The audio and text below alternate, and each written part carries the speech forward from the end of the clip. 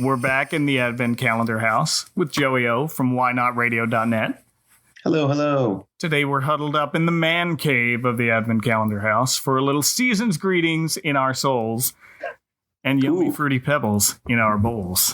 From people who know a little thing about caves. Just a few. We're talking about the classic Fruity Pebbles Christmas commercial from 1986, where Fred gets a visit from Santa Claus. Season's greetings in our souls. Yummy Fruity Pebbles in our bowls. Oh, here comes you-know-who. Yabba dabba fruit, delicious do. Ho, ho, ho, I'm hungry.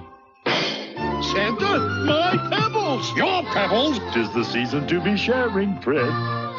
Happy holidays, pal. Oh, Fred. Fruity and Cocoa Pebbles cereals, part of this nutritious breakfast. Ho, ho, ho, ho, ho. Defying the laws of space and time and the Gregorian calendar. Well, that's the big question. How can cavemen know about Christmas? Joey, what's your theory? Well, by definition, they are, BC, before Christ. My best guess is time travel. Happy Back to the Future Day. Happy Back to the Future Day. Oh, witness the birth of Christ. Well, Santa, that version of Santa is more of didn't Coca-Cola basically invent the image of Santa we know and love? That's the grunting theory. Yeah. It's not official, or at least Coca-Cola is not making it official. We didn't invent it.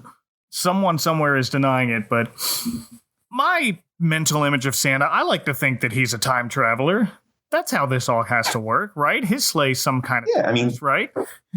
That's how he gives all the children the toys. Yes, bigger on the inside.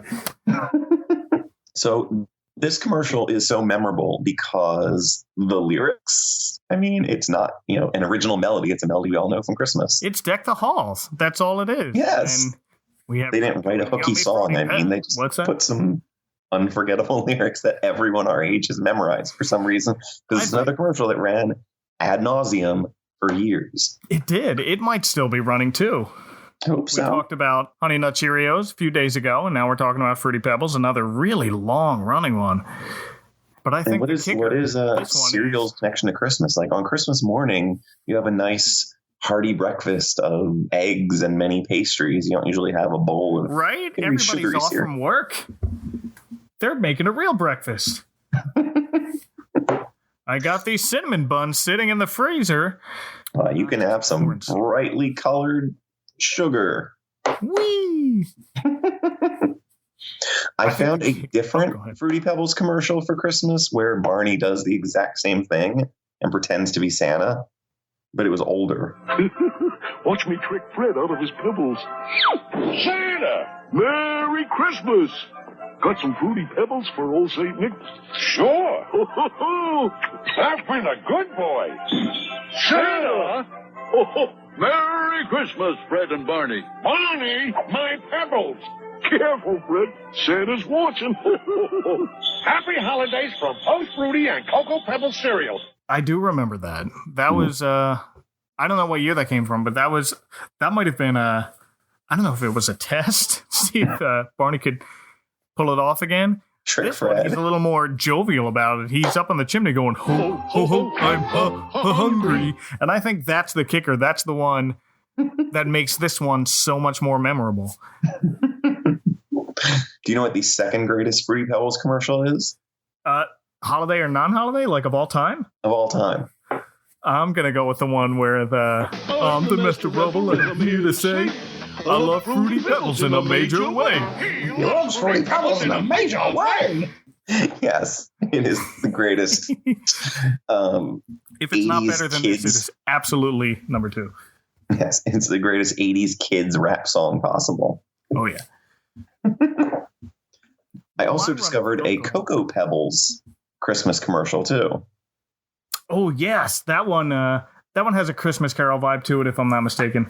Yes, it has obviously Barney trying to trick him, and Pebbles and Bam Bam are one of the ghosts, and Dino's the ghost of Christmas future in a cloak.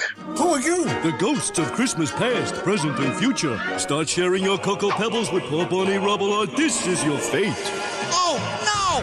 I can change. I can share. See? Merry as chocolatey taste. How's my future look now? Dino? Kids? Barney! Be nice, Daddy. Santa's watching you. Happy holidays, Bon. Yay! Oh, he was a cloak. It wasn't just a white sheet. No, he's like he's a hooded figure. You don't know it's Dino until the end. Oh, what a twist! Twist! It's Cocoa Pebbles this time. And then you found some other interesting research about this commercial. Another alternate take. Yeah, for some reason, this one also got an alternate take, like the Honey Nut Cheerios one. It was just the audio of Santa, or at least that's what I could make out. This Santa sounds a little more like Jim Cummings, I think. Oh, it's definitely Jim Cummings. It is, yeah, because... Oh, here comes you-know-who. Yabba dabba fruit, delicious stew. He almost sounds like Darkwing Duck. I can recognize Jim Cummings' voice at 20 paces. But yeah, that's just one of those odd, like, somebody wasn't happy somewhere at the ad agency. Let's recast Santa and make him sound more gravelly. Who's cheap and available? Jim Cummings. Oh. I don't mean to say that about poor Jim, but it's just, he's definitely available, maybe not cheap. I thought about tweeting him to ask him, but it looks like he doesn't tweet back at fans much. Oh, wow. He just tweets a lot, though. Okay. Well, I mean, I just scrolled through him. Like, it doesn't look like he has a lot of tweety conversations. Right. Like Rob Paulson will answer your question, I'm sure. Oh, absolutely. Rob Paulson's great about that. Yes. I like Rob Paulson because his Twitter username is Yakko Pinky, and it can double as a resume. Yes. It's the most... Well, it's too late to take Raph Donnie. Yeah, well, that'll just confuse everybody, but it is the most concise Twitter resume. So my running theory about how cavemen can know about Christmas is it goes along with a fan theory that I found was very popular after looking this up, but I don't think the Flintstones takes place BC. And the answer that backs me up is right there in the theme song. It's Flintstones meet the Flintstones. They're a modern Stone Age family. Oh, they're not cavemen from the Stone Age we know. They're from another modern Stone Age where civilization has been knocked back a few millennia, but not enough where this cave society can create working animal-powered TV and record players. It's a living. Is that how the WWE was able to cross over with them? That is the theory I'm going with. Either that or when the Jetsons met the Flintstones, they didn't actually travel back in time. They just landed on the surface of a post-apocalyptic Earth that got sent back to another Stone Age. And the Big Show went into the future somehow. And then the Big Show went to the future. Yes, or he was frozen for decades and then was unfrozen and went to rule the Jetsons' time. I think that's the plot of a movie I don't want to see. But I'm going to watch it anyway. So, is there anything else to say about Fruity Pebbles other than that you love them in a major way? Now that we brought up WWE, my final question is, should they remake this commercial with The Rock and John Cena? Ooh.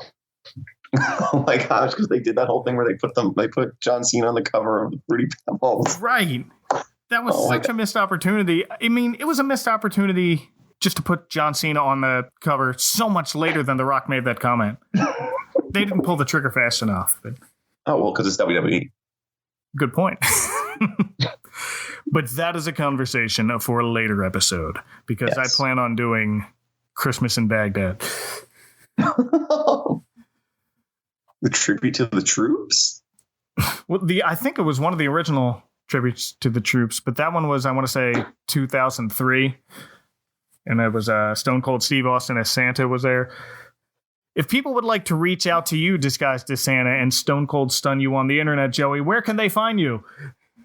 Oh, man, you can tweet at me at I'm Gonna DJ 24, or you can listen to whynotradio.net and hear some great indie rock and music of its ilk 24/7 via the magic of the internet, which they didn't have in Stone Age times, except they probably had some sort of, cans attached to, I'm sorry, they would have birds attached to two strings. I'll just text you on my ice stone.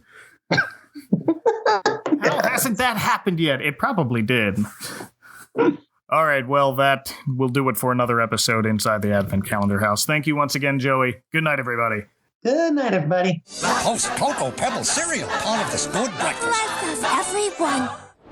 On the next episode of the Advent Calendar House, I'll be joined by my guest Sarah Shea and a bunch of unsupervised toddlers near burning candles in a Rugrats Hanukkah. You have to when you say it. You can find this show at adventcalendar.house and on Twitter at adventcalhouse. Please watch out for the icy patch.